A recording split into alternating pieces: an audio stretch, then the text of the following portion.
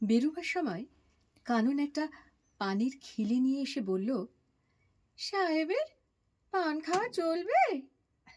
পান? শক্তিপদর মুখটা আনন্দে উজ্জ্বল হয়ে উঠল।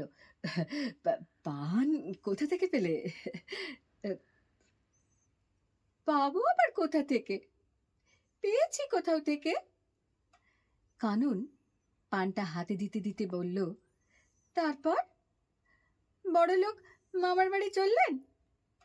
শক্তিপদ বলল, ওই বুড়ো বুড়ি যতক্ষণ, তারপর কে কার ধরে পা ফেলতে যাচ্ছে। হুম, বেশ চমৎকার দেখায় কিন্তু আপনাকে স্যুট পরলে।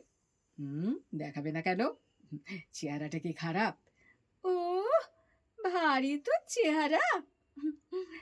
যান, একটু মুখ বদলে আসুন। মামার বাড়ি হালুইকর বামুনের রান্না খেয়ে এসে এখানে রান্নার কত নিন্দে।